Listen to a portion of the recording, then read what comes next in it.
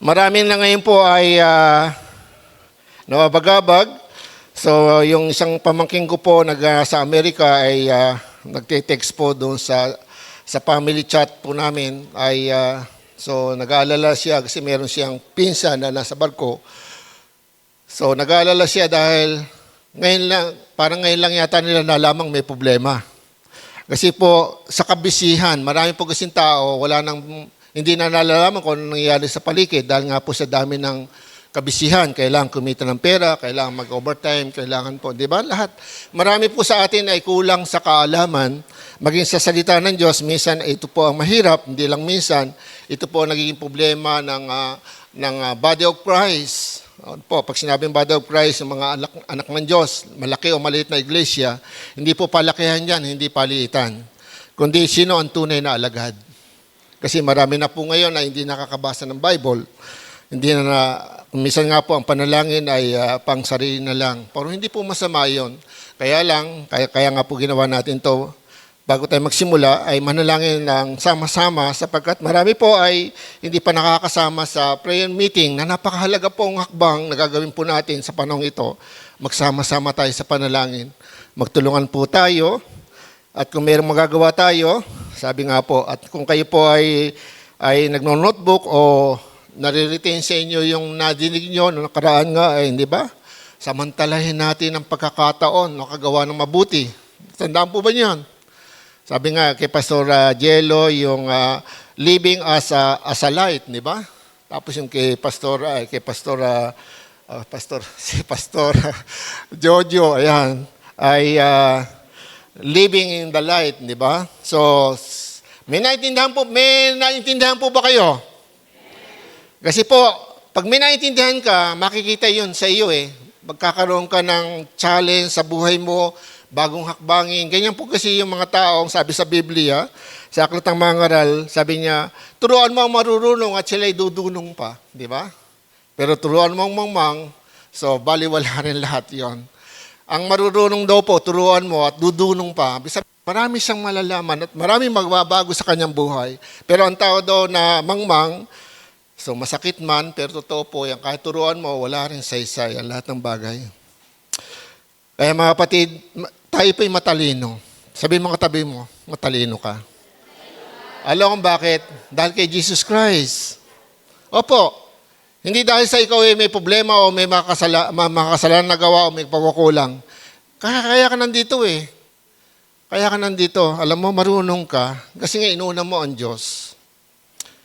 Kahit may problema ka, kahit hindi maintindihan sarili mo, nakikinig ka ng salita ng Diyos. So magandang pasya sa buhay yan kaysa wala. Kasi pag wala kang nadidinig, wala na. Sino mapakinggan mo? Yung nasa labas. Sino nasa labas? Actually, si Satanas at ang mga demonyo nakapaligid ngayon sa mga gawain ng kaaway, ng Panginoon. Binabantayan niya kung sino pumapasok sa iglesia, sa kapilya, at paglabas, doon niya titirahin. Opo, maniwala po kayo na meron tayong kaaway at ang kaaway natin hindi yung katabi mo, kundi yung mga bagay na nag-uudyok sa atin kung ano ang kahinaan natin. Kung ang kahinaan mo ay bisyo, kung ang kahinaan mo ay ganito, marites, kung kahinaan mo ay ganito, yung mga sexual immorality, may nagbabantay po sa ating mga demonyo. At yan siya sabi sa Bible, aliligid lang siya at naghahat ng masisila. At ang masisila doon ay yung pong mga taong may kahinaan na hindi pa napagtatagumpayan. Okay? Kaya ngayon ang pag-uusapan po natin ay makita natin sa Hebreo chapter 13, verse 5. Okay. Hebreo.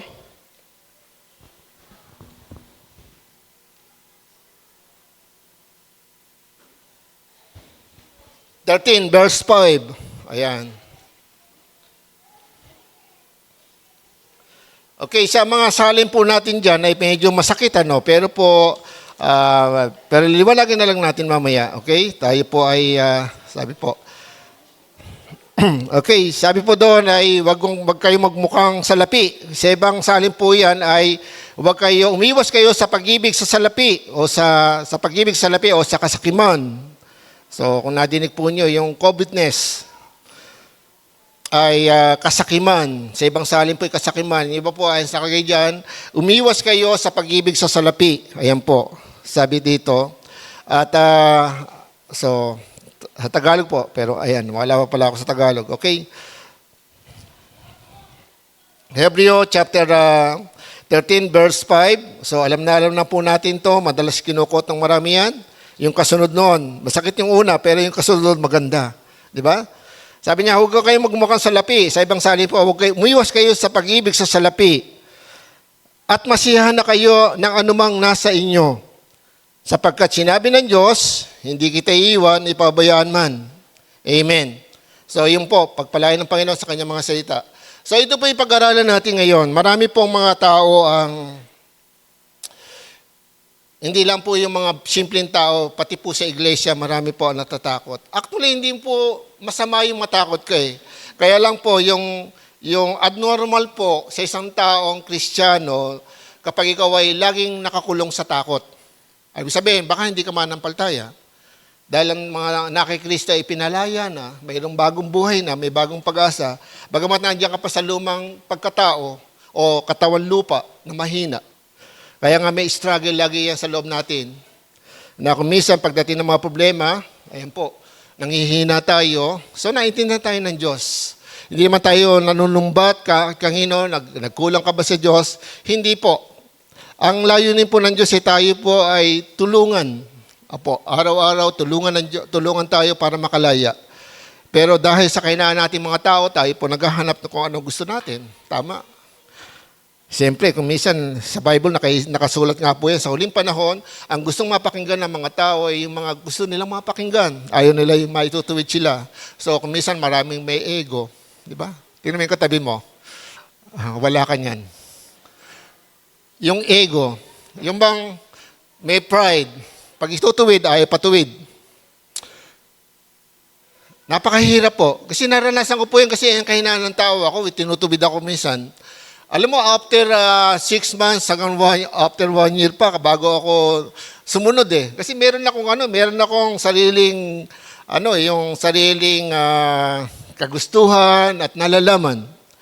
Pero bandang huli, ganun po ang nangyari. Babalik din pala ako doon sa sinabi niya. Kasi mas nauna siya sa akin sa Panginoon. At nung ako yung nagtatrabaho nga, yung kinukwento ko, at ang kwento ko nga po doon, ako po ay sa foreman po ako ng maintenance, tapos meron po akong head. Yung head namin yung matanda. Sabi niya, Ray, ito, bigyan ako ng malaking, may pyesa po akong ginagawa. At sabi niya, ito gawin mo. Ito, sukatin mo to, ito gawin mo, ito gawin mo. So may angle pa, may ano. So sinunod ko yung sarili ko. Alam niyo, nung kakabit ko yung pyesa, so isang tornilyo, hindi po tumama. Sabi ko, tapos, ayun, pinagalitan ako, buti hindi pinabayaran sa akin ang laki ng halaga noon. At doon ako natuto, dapat pala nakikinig ako. Kasi mas mauna siya sa akin. Sa gawain ng Panginoon, hindi po ito parunungan. Kahit pang pastor mo ay walang pinag-aralan, makinig ka. Sapagkat tayo nabubuhay ngayon, hindi sa sarili natin, kundi sa Espiritu.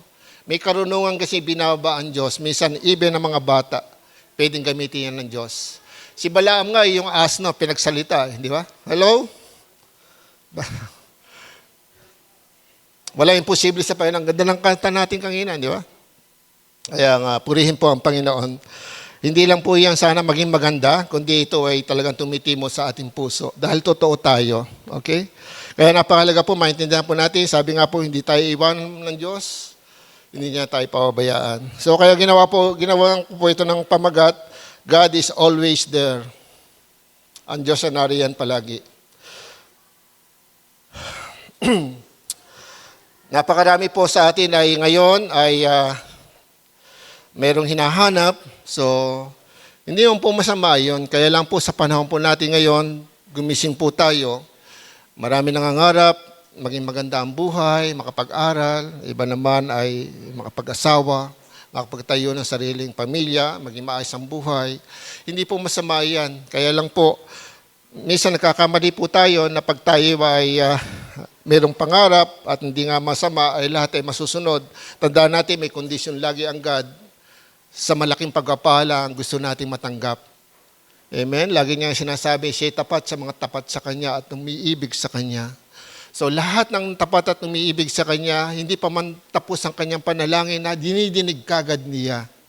Napakarami pong nakaka-encourage na mga salita ng Diyos na kung tayo nagbabasa, malasalamin natin ang ating sarili. Sino ba ako at papaano ba ako lumalapit sa Diyos, di ba? Kaya nga, God is always there. Kahit anong mangyari, hindi Kanya pinababayaan. Ang ganda nga kaginan, di ba? Kahit hindi mo appeal na siya'y kumikilos, ananariyan, siya'y kumikilos pa rin, di ba? Tama ba ako? Yung kahit hindi mo napipil na parang hindi yata kumikilos ng Panginoon, parang pinabayaan yata ako, hindi. Patuloy gumagawa ang Diyos sa buhay mo. Inaayos niya yan. Kaya lang, binibigyan ka ng pagkakataon kasi hindi naman tayo ay ginagawang robot ng Diyos. Kaya nga meron tayong free will. Kaya nagsimula ang God sa pag-ibig. Kaya ang pag-ibig ng Diyos, ang gusto ng Diyos, ay suklayan natin ang pag-ibig. Paano ba yon? Amen? Nagsalita sa iyo ang Diyos. Paano mo siya sinusunod? Ngayon, nasa sa iyong sarili. Malaya ka. Aating ka ba o hindi? Magbabasa ka ba Bible o hindi? Mananalangin ka ba o hindi? Nasa iyo yun eh. Pero pag ginawa mo yun para sa Panginoon, yun po, nagtatagumpay ang Panginoon sa iyo. At ang Holy Spirit na nasa iyo, kasama mo, nagiging masaya. At yung blessing para sa iyo, inahanda yan. Hindi man bumaksak ngayon, kinabukasan mo magiging maganda. Actually, kaya ko po sinasabi yan, kasi naranasan namin eh. For 40 years, magpo 40 years na po kami sa Panginoon. Ang dami kong naging pagkakamali, pero nakita ko hindi ako pinabayaan ng Diyos. Ayan po, Sister Elmi. Madalas kami umiyak sa Panginoon, naging sa mga anak namin, iiyak namin yan. Kasi hindi man kami Diyos para baguhin namin ang aming mga anak. Kasi alam ko at natutuhan ko sa salita ng Diyos, na anumang yaman sa mundong ito ay walang halaga. Ang mahalaga ngayon, ang mahalaga ay ang pagkilala sa Diyos. Kaya para sa akin, yun ang gusto ko na ibigay sa aking pamilya, ang pagmamahal sa Diyos, pagsunod sa Diyos. Kasi iyan lang ang pamanang hindi mawawala. Amen? Kasi ang daming napamanahan. Di ba? Pagkataan ng mga ninuno nila, wala na. Nasala, naibenta, kung sino-sino na ang may pag-aari, di ba? Nawawala. Lahat ng bagay sa mundong ito, pero yung sumusunod sa kalooban ng Diyos ay manatili at mabubuhay magpakailanman hanggang sa kabilang buhay, magmamana ng kaharian ng Diyos. Amen? Kaya napakahalaga po na tandaan natin habang tayo nabubuhay sa mundong ito, nandyan ang Diyos. Nasaan nga ba ang Diyos mo? Amen? Sabi sa English ng NIV, sabi niya, keep your lives free from the love of money and be content with what you have. Because God has said, never will I leave you, never will I forsake you. Ang ganda, di ba? So, hindi kita iiwan. Ayan. So, napakahalaga po yung salitang ganon. Pagka ikaw po ay nasisiraan ng loob, tapos meron kang nadidinig, makakarinig ka ba ng ganon, Pastor? Kung nagbabasa ka lagi ng Bible at totoo ka sa Diyos, merong special na pangungusap ang Diyos. Kasi yun po ang karanasan ko eh. Minsan ay dalawa na ang anak ko, tapos nagtitrabaho ako sa Manila, ang sweldo ko 120. Imagine niyo 120. Ang baon ko noon nakakaawa kasi bibili ko ng dati uso yun eh, 6 pesos na tinapay. Halimbawa, yung mamuna tostado, di ba? Hahatiin ko yung sa gitna, di ba? Yung merienda ko sa umaga, merienda ko sa hapon, tubig na lang, di ba? Tapos meron akong baon na kanin, ulam. So, tinitipid kahit konting lang, kahit yung, hindi, totoo po, hindi po ako yung papaawa sa inyo. Naranasan ko po yun, at pag ako po yung sweldo, kwento ko po sa inyo na bayad kuha, yan po. Pagka may dumating na mag-isda sa amin o nagtitinda ng ulam, hindi kami pwedeng kumuha ng walang bayad. Yung inutang namin nung una, ang tawag doon, bayad kuha. At pagdating ng Huwebes, hanggang Miyerkules lang pera namin, si sweldo ko, at pagdating ng Huwebes, wala na ako, nangungutang na uli kami ng pamasahe ko. Ang pamasahe ko po noon, 60 pesos. Di 120, kalahati po natitira. Dalawa po ang anak ko noon. Tapos po ang nangyari ay papauwi ako minsan, parang nasisiraan na ako ng loob. Sabi ko, Lord, bakit ganito? Hindi mo ako pinasakay ng barko, pero ayan, naglilingkod naman ako sa iyo kasi may Bible study ko noon, sumasama ako sa Bible study. Matin akong prayer meeting, overnight prayer meeting, fasting and prayer. Marami yun eh. May dawn watch. Yan. Fellowship, matin ako niyan. Alis lahat ang gawain, matin ako. Kahit ako'y panggabi. O, kahit ako'y puyat na puyat. Tapos nung sumakay ako ng bus, Baliwag Transit, natandaan ko yon. Nakatayo akong ganyan kasi nga pag-uwian ay talagang punuan yan. Siyempre, maglibig ka sa mga babae, hindi nakatayo kang ganyan. Niisip ko yung kalalagayan ko. Alam nyo, parang bumabaksak na yung, ganun pala yun eh, yung parang nawawala ka ng gana. Yung wala ng patituhod mo kasi parang awang-awa ka ng sarili mo, babaksak ka na. Tapos biglang may yumakap sa akin at sabi sa akin, anak, wala pong yumakap sa akin tao. Parang may yumakap sa akin. Totoo po, may yumakap sa akin. Bigla akong lumakas yung tuhod ko, lumakas ang at sinabi niya, tinawag niya akong anak. At nagsalita siya, ano kahignan mo sa mga apostol at pastor? Hindi po ako mataas, walang mataas sa lingkod ng Diyos, kundi sabi niya, yung provision. Kung paano pinagpala ko ang mga apostol, pinagpala ko ang pastor, mga pastor, pagpapalain din kita. Amen? Tinatako yun sa isip ko hanggang ngayon. Kaya yun ang papalakas sa loob ko. Mga kapatid, hello? Totoo nangangusap ang Diyos. Lalo sa panahon ito, kaya nga sabi ko doon sa pamangkin ko, kaya inano ko po doon sa chat inano ko po ito na yung panahon na mag-share tayo sa pamilya. Ang kailangan natin na si Jesus Christ dahil siya lang ang namatay sa krus, sinilibing 3 araw na buhay na ulit. Tinex ko sa kanila. At siya ay nabubuhay ngayon. Siya ang kailangan natin at siya makakatulong sa atin dahil siya ay buhay. At lahat ng nananalig sa kanya ay maliligtas. Sinabi ko sa pamilya ko, text ko sa kanila ngayon, kahit text lang, gamitin natin yung ating sabihin natin totoo, kasi marami po nasisira na ng loob ngayon. Maraming natatakot, kahit po yung mayayaman, natatakot po sila. Ang kailangan lang po niya ngayon ay si Jesus Christ ang mabuting balita. Darating ang panahon, kung pahintulot ng Diyos, yung sinasabi ng kagutuman, baka po dumating sa atin ngayon o para na sa atin ngayon yan. Maging handa po tayo. Saan po? Sa pangangaral sa salita ng Diyos. Hindi, kasi, alam mo, hindi ka pababayaan ng Diyos. Amen? Kung nagbabasa ka ng Bible, makikita mo yan. Kaya maraming kukot nga doon sa awit 91. Basahin nyo, paulit-ulit yan. Di ba? Pagka binasa mo salita ng Diyos, nandiyan sa puso mo, isip mo, ay hindi pwede yan. Binabantayan ng Diyos ang kanyang salita. Kaya pag nag-pray ka, Lord, sabi mo, pwede may balik sa Diyos. Hindi mo siya susumbatan. Pero sinabi mo, Lord, sinabi mo. Ako ganun ko manalangin eh. Kaya sabi ko sa iyo, pag nandiyan na si Judith, tapos puputulan na kami ng kuryente, di ba si Judith? Diba? Puputulan ng kuryente. Sabi ko, ang panalangin ko, Lord, pababayaan mo bang maputulan kami ng kuryente? Pababayaan mo bang mapahiya ang iyong pangalan? Bakit? Dala ko ang pangalan niya. Nakasulat sa Bible. Amen? Kung hindi mo bumaksak ang pera, pinaisip niya, marunong kang gumawa ng halayan, di ba? Opo. Yung 300 mo, gawin mong puhunan, pinuhunan ko. Amen? Hello? Sumobra pa nga eh. Ginawa ko akong negosyo. Bandang huli, tinagalitan ako ni Lord. Sabi niya, ang hinihingi mo sa akin, pambayad lang ng kuryente. Pero bakit ka nagninegosyo? So nagkaroon ng amag yung aking produkto, nasira sa customer. At doon ang usap sa akin ng Panginoon, sabi niya, hindi ka dyan kita tinawag. Amen? Kapatid, hindi ko po masabing kayo tumulat sa akin. Huwag kayo magtrabaho, magpastor na lang kayo. Siguro, kanya-kanya po tayo. Maraming pastor ngayon, maraming lingkod ng Diyos, nagtatrabaho. Amen? Hello, ang dami po ngayon. Merong senior pastor, merong negosyo. Amen? Ang daming church nila, 500 ang church nila sa buong Pilipinas, may negosyo siya. Kaya nga, dapat maintindihan po natin ngayon na tayo po, God is there. Kasama mo, nandiyan lagi ang Diyos, always there. Una, dapat maintindihan po natin na, sabi nga, ay yung sinasabi doon, kaya hindi mo madama, hindi natin magampanan ng pagiging alagad ng Diyos. Sabi nga, kailangan po ito, be free to the love of money. Be free to the love of money. O yung pag-ibig sa sanlibutan. Kasi po, alam niyo kung bakit.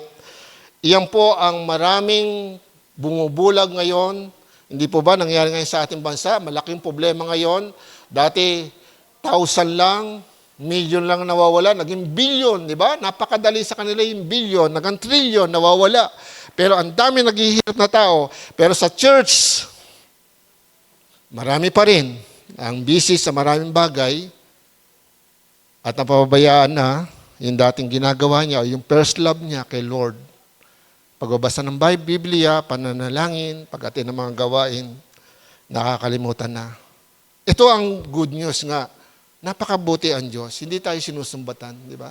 Kaya lang, nararanasan natin yung consequences. Merong mga, yung bunga ng ginawa mo, naanihin mo kasi ino-honor ng kanyang ginagawa, ang kanyang salita. Yung sinabi sa Galatians chapter 6, verse 5, hindi natin matutuya ang Diyos. Kung ano tinanim ng tao, yun ang kanyang aanihin. Aanihin niya kung ano tinanim ng tao. Kung ikaw ay hindi totoo, kaya nga, hindi totoo, hindi tatanggapin mong biyaya. Hindi ka totoo eh. Pero kung totoo ka, ano man yung pangarap mo, yun ang sinasabi sa Bible, bibigay ng Diyos yun. Totoo ang Diyos eh. Kasi totoo ka, totoo din ng Diyos. Tama? Kaya lang, minsan, hindi tayo totoo, pero naniniwalang totoo tayong Diyos, huwag natin pilitin, tayo po ay pagkapalain ng Diyos. Ng lubos-lubusan. Hindi ko sinasabi, pababayaan ka. Kahit naman sa mayaman o mahirap, pinasisikat niya ang araw, nagpapala siya, kaya hindi pwede sabihin natin, tao ka, ikaw ay magugutom. Totoo lang. Sa Pilipinas nga, kahit tambay nga, di ba? Nagbibisi pa nga eh. Di ba niyo napapansin? Sa Pilipinas. Pero sa ibang bansa eh. Kahit matanda na o ugod-ugod na, kailangan kayod ng kayod eh. Di ba? Kaya masaya tayo sa Pilipinas eh. Kaya lang hindi talaga tayo masaya kasi nga dahil malayo tayo kay Lord eh. Di ba? Kasi kahit na yumaman eh, andun, puro reklamo pa rin eh. Di ba? Ay ganyan po ang mga hindi mananampalataya. Kaya lang, masakit po, baka tayo mananampalataya, ay hindi pa po tayo nasisihan kung ano nasa atin. Parang laging may hinahanap, kinukumpara, nagsiselos, nagkukumpara, nainggit. Di ba? Yan po ang nagiging bunga po ng mayroong pag-ibig sa sanlibutan at pag-ibig sa pera. Kasi isipin niya, wala ako. Pero hindi ko po sinasabi, huwag kang magsikap. Ang pinag-usapan lang po dito ay yung pag-ibig sa salapi. Amen? Yung covetousness, ayan, kasakiman. Ayan, pasensya na kayo sa grammar ko, no? Covetousness. Okay. 1 Timoteo chapter 6, verse 9. Ayan po. Sa MEB, para maintindihan po natin mabuti. Ano po ba? Ang sabi po doon, basahin po natin. Ang sabi po doon, verse 9, ang mga nagnanasang yumaman ay nahuhulog sa tukso at nasisilo sa bitag ng masasama at mga hangal na hangarin na nagtutulak sa kanila sa kamatayan at kapahamakan. Verse 10, sapagkat ang pag-ibig sa salapi ay ugat ng lahat ng kasamaan. Dahil sa paghahangad na yumaman, may mga taong nalalayo sa pananampalataya at nasasadlak sa maraming kapighatian. Imbis na magkakapayapaan, imbis na maging masaya sa kanyang tinatanggap, minsan kasawian pa ang dumadating. Minsan marami po na minsan, di ba, kaya nga po yung kasabihan ng Pilipino, may naghahangad ng kagitna, isang salupang nawawala. Minsan, inahanap, kikita ng 1,000, pero dumarating, nakakasakit. Mahigit pa 1,000 ang ginamit sa doktor. Hindi ba niyo napapansin? Pansinin po niyo yung mga pangyayari sa buhay natin. Kasi po buhay ang Diyos. At iyon po ang totoo. Bahagi po iyon ng pagpalo ng Diyos. Kung anong tinanim mo, aanihin mo yan. Amen?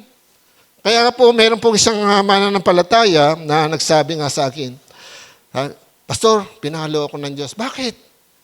Alam mo, tumama kami sa wedding. Tumama kami 10,000 eh. Pero nang gabi na yon, nagtaitsuka yung anak niya. Pinasan niya, dinala sa ospital. Nakautang pa siya. Hello? Kasi matagal na siyang mananampalataya. Kaya sana, hindi nga po natin sasabihin masama ka kung di po yun nakikita. Pero kung ito po ay naituro na sa atin, na ayaw ng Diyos ng ganito, na ayaw ng ganito, tapos nilabag pa natin, huwag tayong umasa ng maraming masaganang pagkapala. Pero hindi ka pababayaan. Ulitin ko po, ang mga taong nakatambay nga, hindi niya pinababayaan eh. Hello? Kakain ka pa rin. Pero kung minsan, ganun po ang nangyayari sa atin. Gusto natin average lang eh. Average blessing, ang tawag ko doon. Yung kumain lang, masaya ko. Tapos lang. Dapat mangarap ka eh. Kaya nga po, ang lagi kong inaano, mangarap ka, buhay ang Diyos. Mangarap ka, buhay ang Diyos. Amen? Kaya nga po yung sa Balagtas, so kinausap ko po yung matanda doon, so 80, mag-80 na yata siya. Siya po yung doon, yung parang katiwala na naumpisa. Pero yung lote na yun, may-ari daw Chinese. Sabi ko, gusto ko pong malaman kasi pag-pray natin, wala imposible sa Diyos, buhay po ang Diyos, mangarap tayo. Kasi ang pangarap ko po sa inyo ay magkaroon kayo ng sariling bahay. Hindi man dito, magkaroon kayo ng sarili. Kasi po napakahirap, di ba? Lalo sa panahon ito, paano mangyayari yan? Paano mangyayari? Magkakaroon kami ng bahay at lupa. Ang mahal nga ng gasolina, di ba? Magkano na pang lupa ngayon? Hello? Yung dating 600, ngayon 6,000 per square meter na. Hello? Hindi lang po. Lalo yung malapit ka sa bayan, di ba? Di ba? Walang imposible sa Diyos, di ba? All things are possible. Di ba? Kinakanta natin yan, pero niniwala po ba kayo? Ayan. Kung kinakanta mo lang, hindi ka naniniwala at hindi mo ginagawa, hindi mangyayari sa iyan. Amen? Kasi faith without works is dead. Is dead. Di ba? Ang pananampalatayang walang kalakip na gawa ay patay. Kaya nga po, kung tayo po ay nananampalataya, wala tayong ginagawa, ang ibig sabihin, nilalaro mo lang ang buhay mo. Opo, ako po, ang laki po ng pangarap ko. Pangarap ko po sa inyo. Gaya nun, sa Pabalagtas. Pangarap natin sa Pabalagtas, di ba? Pero dapat gawin natin ganito. Di ba? So, huwag kang umibig sa salapi. Di ba? Kaya nga sabi ko po ay, kung ano yung magitutulong natin, tulong natin, gawin natin. Kasi pagtatanim po yan. At sabi nga sa Biblia, magbigay kayo para pagdating sa nangangailangan, pagdating na kayo nangangailangan, merong tutulong sa inyo. Malay nyo, yung tinulungan nyo, siya naman ang gagamitin para tumulong sa iyo. Hello? At yung tinulungan mo, hindi ka man matulungan ng material na bagay, ipag-pray ka, Lord, pagpalain mo si pastor, nagkasakit pala, wala kang maibibigay na anuman sa kanya, kundi panalangin. Amen? Hello, malaking pagpapala po yun sa isang tao, yung panalangin siya ng merong puso at pagmamahal. Amen? Hindi dahil sa obligasyon lang po. Napakalaga po yun. Kaya nga, be free to the love of money. Umiwas kayo sa pag-ibig sa salapi at kayo masiya. At sabi nga doon sa verses, at kayo masiyahan na kung anong mayroon kayo. Amen? Kaya napakalaga po yun. At yun nga po yung kasakiman ay yun po ang nagiging bunga, yung naging nag-iinggit, nagsiselos, bakit siya, hindi ako binigyan, bakit sila lang, bakit ganito. Tutukan mo sarili mo. Mind your own business. Di ba, yung pagkapala kay Pedro, iba yung pagkapala kay Juan. Pero isa ang Diyos natin. Hello! Kaya nga sinabi may plano ang Diyos. Ngayon, baka ang plano ng Diyos, turuan ka eh, hindi pagpalain eh. Hello? O paluin. Kaya kahit anong mangyari, walang nangyari sa buhay. Kapatid, hindi po ako nanunumbat, pero gusto ko po kayong tulungan. Kasi pag hindi ko sinabing totoo, kasi naranasan ko eh. Pag naging matigas ang ulo natin, hindi naman pwedeng sabihin natin, maglulupos ka, kahit umiyak ka eh, makukuha mo doon ng Diyos. Hindi. Si Josue nga eh. Josue, tumayo ka nga, magpakalalaki ka. Huwag kang lumuhod dyan, huwag kang maglumapasay dyan. Kasi nagkasala ang Israel, lalo si Achan, ay nagnakaw. Diba? Hanggang di nyo inaalis ang kasalanan niya, hindi ko kayo tutulungan. Hindi kayo magtatagumpay. Hello? Ang Diyos ay hindi nagbabago, di ba?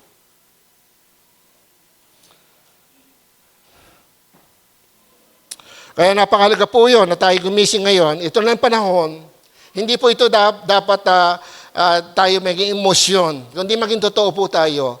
Ang salita po ng Diyos ay kailangan natin. Mas kailangan natin si Jesus ngayon. Kasi darating ang panahon, baka may pera ka, kukunti na lang taga mabili mo. Hello? Paano kayo ipahintulot ng Diyos? Abutin pa ng 2 buwan ang griyera. Hello? Alam po ba niyo, kapag natapos ang gera, kaagad ba maayos yung mga nasira ng gera? Hindi po. Kahit ang Qatar, sabi nga, for 5 years, baka magbawas sila ng production ng langis. Hello? Kaya yung pagtaas ng langis, gasolina, kailangan natin, hindi pwede kaagad ito, bumaba.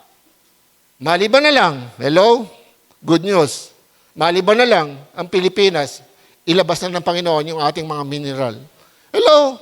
Yung liwasan Mars, di ba sinasabi, nakita sa TV, di ba? Yung lalagyan lang ng host, tapos doon sila nagluluto. Hello? Alam niyo, ang yaman ng Pilipinas, may mga imbak po tayong mineral. Kaya lang, dahil sa korupsyon, dahil sa namumuno, hindi maranasan ng ating bansa. Hello? Ano po nangyari, hindi po ba? Kaya nga titignan natin ang history ng ating bansa. Anong ginawa ngayon ng church? Inalam lang yung problema. Anong papel natin? Bilang Kristiyano, nagpray ba tayo para sa bansa natin? Hello? O tayo'y kasama doon sa nanunuligsa. Walang kwenta yan. Hindi, binoto mo naman. Tapos sabi mo, walang kwenta yan. Hindi po ganon. Dapat, yung binoto mo, naging maganda o masama, ang papel mo na sinasabi sa Bible, panalangin mo na namumuno sa inyo. Hello? Makakatulong ba yung magsalita ka, murahin mo, o yung alipustain mo yung binoto na politiko, tapos ngayon hindi mo makita na ikaw ano. Hindi po yan ang tama. Kasi nakakasala ka pa. Yung magsalita ka ng lihim sa namumuno sa iyo, kasalanan na. Nakasulat sa Bible yan. Huwag mo lalaitin ng talikuran o ng harapan ng iyong namumuno sa inyo. Wala ka tayong karapatan. Kasi walang pamahalaan. Hindi ang Diyos ang nagtatag. Bahala ang Diyos doon. Ang kailangan lang natin ngayon, tumayo sa katotohanan. Pwede po, sabihin natin, pumunta ka, Mayor, ayoko ng ganito. Minsan ginawa ko po yan, nung ako bago pa lang po ako, kasama ko nagtuturo sa munisipyo, sa amin sa Giginto. Merong tupado sa amin, sabi ko, Mayor, yung pong may nagsasabi po sa akin, yung pong mga bata doon, kasama po maraming kabataan po doon, kasi yung tupada, ginagawa po sa ilalim lang ng manggayon, sa looban. Maraming kabataan po doon ay nakikita po ang ginagawang sugal ng mga tatanda. Alam po ba nyo, kaagad, sinarado po yon. Kasi yun ay may magpepesta pag kasi sa lugar namin noon. At binibigyan ng pagkakataon yun, di ba? Yung ganon. Merong pasabong, merong ano, di ba? Nung araw. Pero sinabi ko kay Mayor, kagad, di ba? Kasi nandoon po kami sa munisipyo, kasama po ako noon. Ay, kasama nga po si Pastor Jaime. Siya po ang kasama ko noon. Dalawa lang kami noon, nakipagano ako sa Mayor. Pinagkapi kami ni Mayor, hindi pa po ako pastor noon, pero kasama na po ako. Ito po yung kagandahan talaga. Kaya sabi ko, talagang mabuti ang Panginoon. Hindi pa ako pastor, marami na ako, in-expose na ako sa ganung bagay. Pero nagsalita ako. Kasi totoo naman, mali yun eh. Di ba? Yun ang pagkakataon ko, Mayor. Sabi nga, kagad, pinahinto. Hindi ko sinasabing gayahin niyo ako. Pero manindigan ka sa mali. Mali na nga eh, nakikipalakpak ka pa eh. Ano man magagawa ko dyan, Pastor? Di kausapin mo, kung malapit ka doon, kausapin mo, humingi ka ng opinion. Hindi po yung magwewelga ka, ibaksak. Hindi naman ganun. Hello? At lahat ng nangyayari ngayon ay dahil sa pag-ibig sa salapi. Kaya mga kapatid, tayo po mamanapaltaya, baka po tayo ay nagadala na nito. Na nainggit tayo sa mga yumayaman. Maliban na lang, kung tamad ka, sasabihin ko, gumawa ka, huwag kang maging tamad. Dahil sa Bible, sinabi nga, ang mga tamad, huwag pakainin. Kaya nga, pag sinabi ng Diyos yan, tiyak na ang mga tamad, hindi pagkapalain. Kaya ngayon, ang gusto ko po, nangangarap po ako, kaya po binibigay ito, mga kapatid, tulungan niyo po ako. Nangangarap tayo, doon po sa inahayuan natin, na umunlad ng kalambahan ang buhay. Kaya sabi nga si Elmi, so maraming mga seedlings na bibili ngayon na kailangan itatanim na lang, talong, mga gulay. Sabi ko, tuturuan ko sila. Kasi nung pinakita sa akin sa likod, kasi likod nila bukid, tapos may mga yung sa balagtas. Sabi ko, sige, tutulungan ko siya. Nangangarap ako para sa kanila. Hello? Tulungan natin silang mangarap. Kasi ayaw na nilang mangarap. Dahil alam nila mahirap sila at wala silang pag-asa, dahil wala silang right. Kasi wala silang pinag-aralan at sila ay nakikitira lang doon sa kanilang tinitirhan. Pero napakaliit na portion lang yan na problema ng bansa natin. Napakaraming nangangailangan na dapat puntahan. Di ba? Sino mangangarap sa kanila? Pastor, punta ka nga doon para ikaw naman mangarap sa kanila. Hindi naman ako pwedeng ganon. Hindi ko pinagmamalaki sarili ko. Ang inasabi ko lang mga kapatid, ganito. Dapat naintindihan natin na kung tayo po ay walang pag-ibig sa salapi, alisin natin yan. Mangarap tayo ngayon. Opo. Tandaan nyo, mangarap tayo. Para sa mga magulang nyo. Kasi yung mga kabataan, mangarap po kayo. Ang kapatid ko po ay, nung mapunta po siya sa Saudi Arabia, ang dalangin niya ay lagi po matulungan ng nanay ko. Yung gripo namin, ginawa niya yung di kuryente, yung deep well, di ba? Yung di kuryente, pag pinipindot mo, nandiyan lang siya. Pwede ka mag-shower, pwede yun, di ba? Tapos, ginawa niya yung bahay. For 3 years, pinagawa niya yung bahay namin, bahay ng nanay ko. For 3 years. Tapos, nung mayari yon, nung napunta siya ng Europe, pina-aircon niya yung, inayos niya, pina-aircon niya yung kwarto ng nanay ko. Nangarap siya. At habang siya nandoon sa ibang bansa, naglilingkod siya. Katulong siya ng pastor, tuturo sa mga bata. Nagluluto. Hello? Nagmimisyon. Nagpapakain. Feeding ministry. Minsan nandoon siya sa Greece. Minsan sa Spain. Di ba sa Greece, maraming tatanggap dyan ng mga nagmamigrate. Yung mga... Opo. Anong ginawa niyo sa Greece? Nagpapakain lang kami. Kasama ka namin ng pastor. Hello? Gusto ko yun Gusto ko yung Greece. Pero yung magluto, hindi ko gusto. Parang gano'n na marami sa atin di ba? Gusto ko yung Greece. Pero yung mapuntang, magandang lugar yun. Kasi sa kasaysayan yan, yan talaga nasa history, di ba? Tapos gusto ko yung Greece, pero yung magluto, yung mahirapan. Minsan ayaw natin gano'n Hello? Kaya nga sabi ko sa'yo, maglingkod kayo kay Lord, madami kayong mapupuntahan. Amen? Hello? Kaya hindi po ako natatakot, kaya ako nangangarap. Lord, sana i-bless mo po kami. O may kapatid na i-bless. At ipuin mo sila na makatulong po sa pangarap. At yung mga tao na yun, pag pinagpala siya, darating ang panahon, ikaw na ngailangan, ikaw ang tutulungan niya. Di ba? Tama? At pwedeng mangyari na merong itinanim mo sa kanya mabuti, tinulungan mo sila na munlad, at pag sila'y natuto, maulad na, sila naman gagawa sa ibang tao. So, hindi na sayang. Mamatay ka man, may na-disciple ka. Na ang pag-ibig ng Diyos ay hindi na sayang. Hindi na sayang. Di ba? Hello? Kaya yun po, napakahalaga ay magtanim tayo ng mabuti. Natutuhan natin nakaraan, di ba? Samantalahin natin pagkakataon makagawa ng mabuti. Pagkat masama na ang takbo ng panahon, di ba? Totoo naman, masama Anong mabuti ang mahalaga mo ngayon? Mabuti ang may bigay mo ngayon. Actually, kung gusto niyo sumama, sa Mekulis po, 3 kami pastor, nag-usap kami, kasi yung mga estudyante medyo bakasyon na sila. Pupunta ngayon kami sa BMC. Alam yung gagawin namin? Papakain lang ng lugaw at mamimigay ng trucks. Sino magluluto ng lugaw? Ako. Hindi ko pinagmamalaki sa sarili ko kasi marunong naman ako. Kayo ng pera, akin. Hello? Huwag niyo isipin kukuha ako sa church. Hello? Mamimigay lang kami. Bakit? Yun ang totoong Kristiyano. Gusto sumama, sama po kayo. Kasi aagahan namin Dito ako magluluto. Ang lugaw. Yung pastor na may bili ng tinapay. 500 ng pirasong tinapay, pastor. Kasi nakakaawa yung pumunta sa BMC. Minsan walang pagkain. Lalo ngayon, pamasahe pa lang, magangangapa na. Kailangan pumunta sa ospital, di ba yung sakit? Kahit minsan lang magawa, di ba? Hello? Alam ng Diyos yun. Pero sabi ko, Lord, sana tuloy-tuloy. Amen? May pangarap po ba tayong ganon? O pangarap natin, Lord, makabili ko ng ganito. Naku, Lord, bibili ko ng bagong ganito. Bibili ko ng ganito. Hindi po masama yun.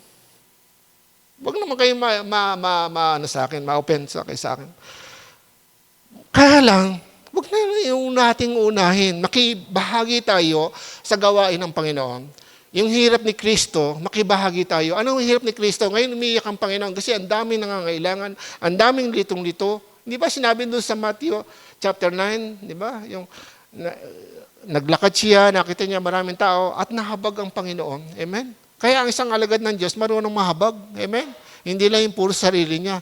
Paano ako magkakabahay na ganito? Ay, yung kotse na yan, ganyan din bibiling ko. Ay, yung motor na to, ganyan din bibiling ko. Lahat niya nakikita, puro maganda, di ba? Para sa kanya. Pero yung nakikita niya, problema, eto, nagtitinda, nakatungo. Nagtitinda nga, nakatungo, dahil nga, 5-6. Yung kikitaan niya para lang sa pambayad. Naranasan namin. Kaya bumagsak ang aming buhay. 4 ang negosyo namin sa Balagtas. Alam nyo, kumikita na lang kami pambayad ng utang. Kasi nga po, nilayoan kami ng financer namin kasi nakasira po yung aming pakwanan.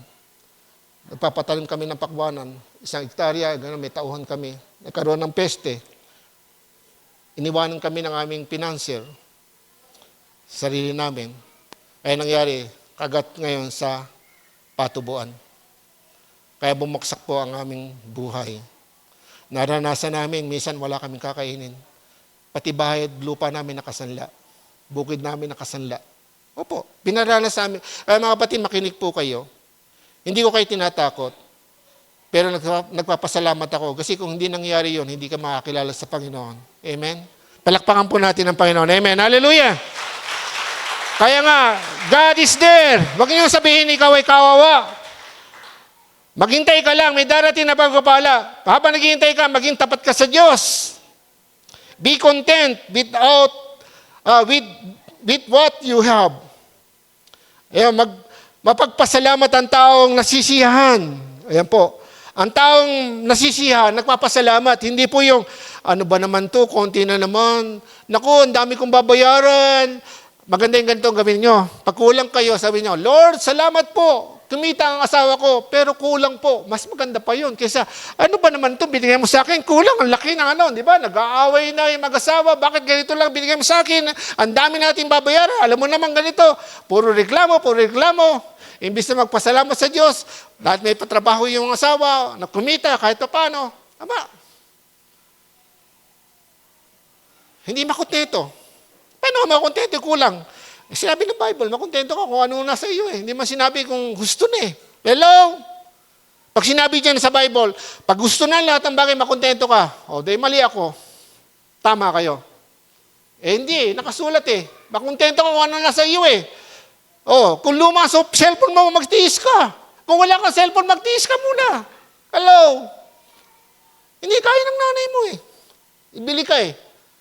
Pag-aaral mo nga eh. Di ba? Meron pong ganyan mga kabataan. Sinisisi ang magulang. Sinisisi bakit pa kami sila ay naging mahirap. Amen? Kaya marami pong kailangan ng tao ngayon, si Jesus Christ, para maliwanagan. Kaya nga, mamuhay sa liwanag. Live in light. Living in light. Di ba? Yung ating sermon noong nakaraan. Ang ganda, no ba? Kaya napakahalaga po yun, mga kapatid, na tayo po ay gumising. Marcos chapter 10:17, ito yung kwento ng isang lalaking mayaman. At ang sabi ng mayaman, lumapit kay Jesus Christ, ano po ang dapat kong gawin para ako'y magkaroon ng kaligtasan o buhay na walang hanggan? Sabi niya, ay tinawag ko mabuti, ay alam mo ba kautusan, wag kang papatay, ibigin mo yung mga magulang, ganito. Marami, sabi ng mayaman, ginagawa ko na po lahat yan. Ako, ang bait ng mayaman, no? Pero sabi niya, sa verse 21, na Marcos 10:21, magiliw siyang tinitigan ni Jesus at sinabi, may isang bagay pa na dapat mong gawin.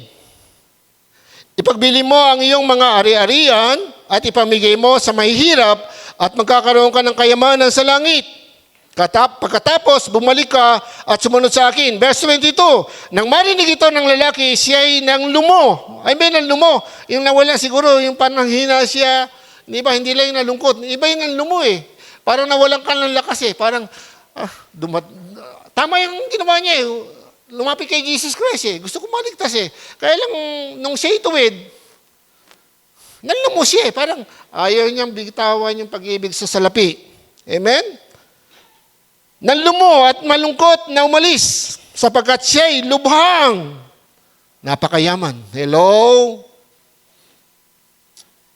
Pastor, hindi man ako ganun eh. Hirap nga namin ang buhay namin eh. Mahirap nga ng buhay mo eh, pero ikaw ay nanglulumo pa rin eh. Pag ikaw ay tinutuwid ng Diyos eh. Ayaw kang makinig sa sinasabi. Parang nilalabanan mo pa yung namumuno sa iyo. At yun po naman taga-batas na binibigay po natin at pinagkasunduan. Yung leader sa kapwa leaders, pag nagkamali, ituwid.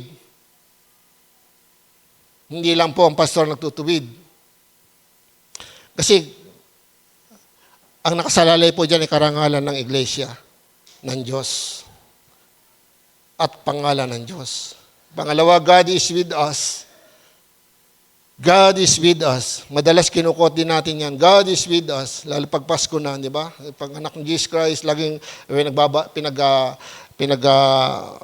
pinapaliwanag yan. Kasama natin ang Diyos. Sa verse 5, ang salita ng Diyos, sabi nga doon ay, iwasan ninyo ang pag-ibig pagiging sakim sa salapi. Iwasan ninyo ang pagiging sakim sa salapi. Ang salita ng Diyos, verse yun to. Hebrew 13, verse 5. Sabi niya, iwasan niyo ang pagiging sakim sa salapi, maging kontento kayo sa kung anuman ang nasa inyo. Sapagkat sinabi ng Diyos, hindi ko kayo iiwan ni pababayaan man. Yung salitang hindi ko kayo iiwan. God is with us. Ang totoo, nandiyan ang Diyos. Kasama natin. Nagdodwell siya, nasa loob siya ng puso natin. Hello? Mula nang tanggapin mo si Jesus Christ, naintindihan mo na ikay makasalanan, nalaman mo si Jesus kasi namatay sa krus para sa iyong kasalanan, humingi ka ng tawad, nanampalataya ka, pinapasok mo si Jesus sa iyong puso, wala ka pang ginagawang mabuti, papasok siya sa iyong puso. Iyon po ay magiging initial na kabanalan. Kaya nga po tayo tatanggapin ng Diyos, hindi dahil sa ikay mabuting tao, kundi dahil sa pagtanggap mo kay Jesus Christ. Kaya nga kasama natin ng Panginoon at yun sa pamamagitan ng Holy Spirit. Sabi nga po dito sa Isaiah 7:14, ito po yung pangako dyan, na kinukot po sa Mateo chapter 1 verse 23, nung bago panganak si Jesus Christ, o nung panganak si Jesus Christ. Sabi po dito, bago siya panganak, ay paglihi ng isang birhen. Sabi po dito, ito na po, nakasulat sa Old Testament, sa Isaiah 7:14. Dahil dito, si Yahweh mismo ang magbibigay sa inyo ng palatandaan. Maglilihi ang isang dalaga o birhen at magsisilang ng isang sanggol na lalaki at tatawagin sa pangalang Emmanuel.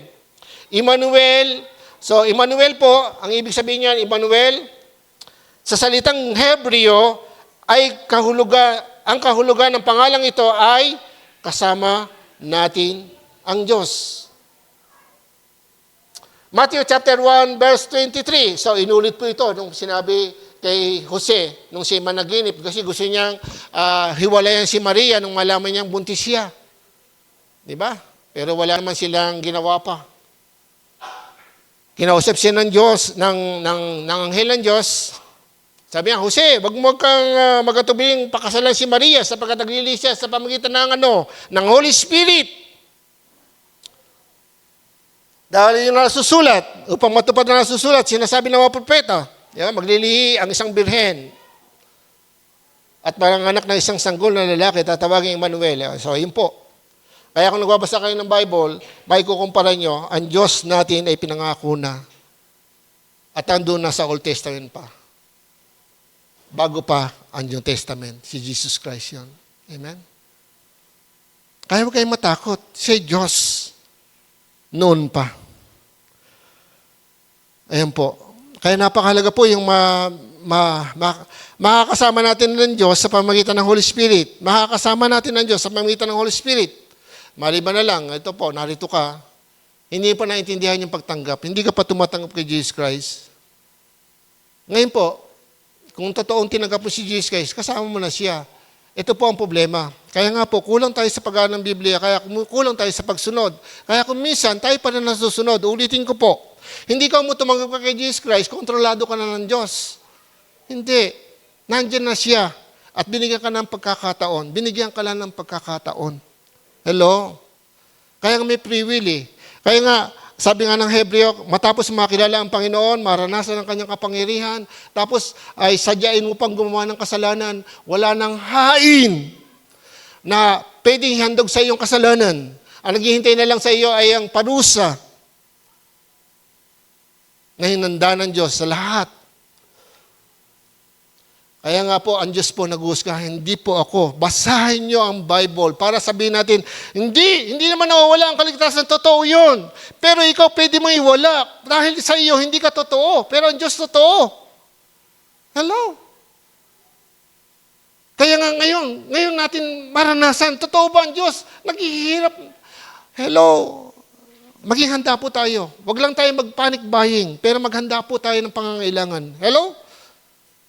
Kaya nga, nag-uusap kami si Sister Elmi. Damaya, kukuha kami ng isang sakong bigas lang. Hindi naman magpapanik buying kami, bibili kami ng 10. Kawawa naman yung iba, walang mabibili. Di ba? Maraming ganyan eh, nag-hoarding. Di ba? Tatago kasi may pera eh. Ala, secure na siya. Secure nga dito, pero wala naman security doon sa langit. Pag namatay naman siya, maghihirap naman siya. Dito, masaya siya dahil marami siyang kain. Maraming kakainin. Maraming pera. Hello? Kaya kayo mainggit sa mayaman. Mainggit, at mahabag tayo sa lahat. Sa mayaman na hindi kumilala sa Diyos at sa mahirap na hindi kumilala sa Diyos sapagkat isa lang kapupuntahan ng taong hindi kumikilala sa Diyos sa impyerno. Sa kaparusahan. Kaya mga kapatid, yun po ang aking kinakatakutan. Ngayon kung kayo po ay pagpalay, makakaroon ng kotse, praise the Lord, natutuwa po ako. Pero hindi ako natutuwa kapag yung merong pupunta yung mga mahal sa buhay na hindi pa kumikilala sa Diyos. Yung pong iniiyak ko dahil meron pa akong mga mahal sa buhay na hindi pa na kumikilala sa Diyos. Convinced na sila. Pastor si Tito.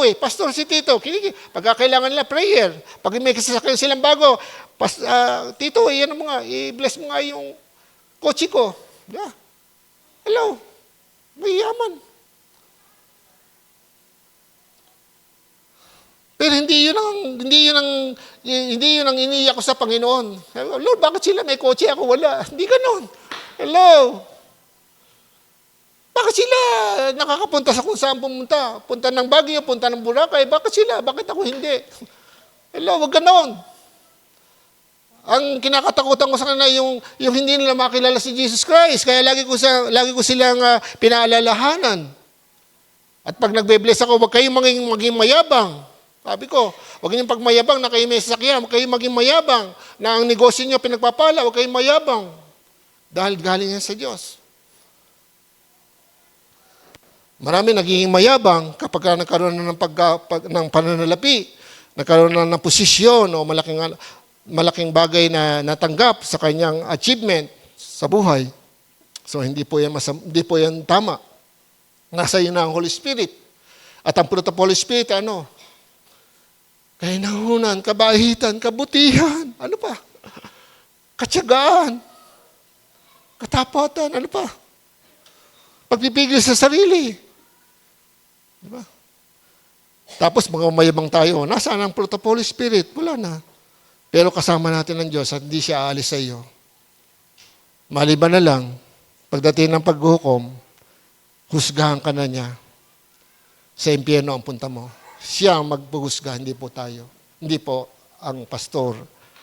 Kami po ay tigapangaral lamang at tigapagpaalala. Amen. Episode chapter 1, verse 13.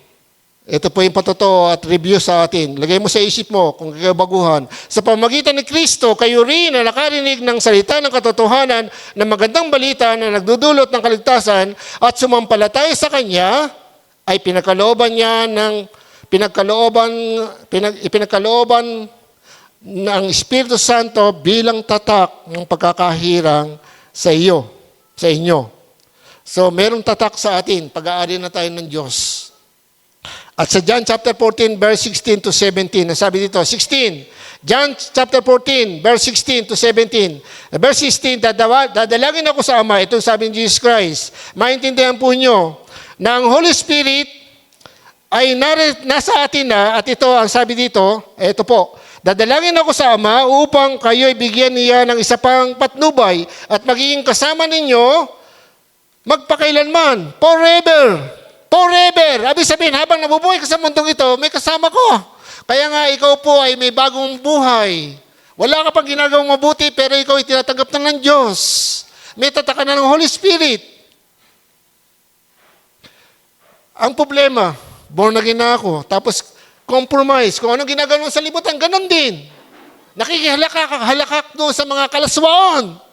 Kung ano yung mga gusto ng mundo, yun ang hindi na makita kung siya alagad ba nino. Pero sasabihin niya, Kristiyano ako, pero hindi pinamumuhay. Masakit nga po kung babasahin niyo at sinabi ni Pablo, iwasan niyo ang mga taong ganito. Nagsasabing Kristiyano pero hindi makita sa buhay. Sakit yun, di ba? Ako, sinabi ko lang sa inyo yan. Basahin niyo. Hindi ko kayo sinusumbatan. Hello? Kaya napakalaga po yan. Tayo po ay maging tapat. At sa 17, siya ang espiritu ng katotohanan na hindi matanggap ng sanlibutan sapagkat siya ay hindi nakikita ni nakikilala ng sanlibutan. Ngunit, nakikilala niyo siya sapagkat siya ay nasa inyo at siya ay mananatili sa inyo. Mananatili sa inyo forever. Maliban na lang, bumago ka na ng pananampalataya at ibang Diyos na ang tinanggap mo. Pera, sarili mo, o ibang Diyos. Nakakatakot. Kasi pag naging Diyos mo na ang sarili mo, hindi totoo yan. Hindi totoo yung sinasabi ng pastor na yan. Basta ako. Di ba? Hindi ganon. Pagpunta sa langit, hindi basta. Huwag kang manghula. Ang pupunta sa langit ay yung mga taong tumanggap at nanampalataya kay Jesus Christ at namuhay ng may katapatan. Hello? At hindi ka man tapat, ang Diyos ay tapat pa rin, kaya may pangyayanig. Ito na nga po, Panginoon, ito na nga po ang panahon na maintindihan po natin, nakasulat sa Bible, paano po kung ito po ang pahintulot ng Diyos na ito na yung panahon ng kahirapan. Paano magkakahirap ang yayaman ng bansa ngayon? Kasi nga po, wala nang langis. Paano mangyayari? Babaksak ang economy natin. Hello, ngayon lang po, kulang ngayon, kukunti na namamasada. Hello? Kasi linggo, kukunti ang pasahero. Hello? Sabi nga nung kapatid, lumuwas ngayon, maluluwag na ngayon. Kasi maraming mayayaman ngayon, nagtitipid na. Hello? Naging wais na rin, nagtitipid na. Tayo naman, hindi, manampalataya ko. Hindi po. Magkaroon ka ng wisdom. Hello? Pag sa gawain ng Panginoon, huwag kang matakot. Kailangan magastos ka ng pamasahe. Okay. Gawain ng Panginoon yan. Pero yung pagpunta sa mall at saka huwag na lang, sa bahay na lang. Kasi pag nasa mall, mag-milk tea pa kami. Mahal din ang milk tea, 150, 120, 80 ang pinakamababa yata, di ba? O simo mo, kung nasa bahay ka, di natipid mo yung pamasahe tsaka yung milk tea, di ba? Hello? Saan ko dadali naman yung pera ko? Tumulong ka sa nangangailangan.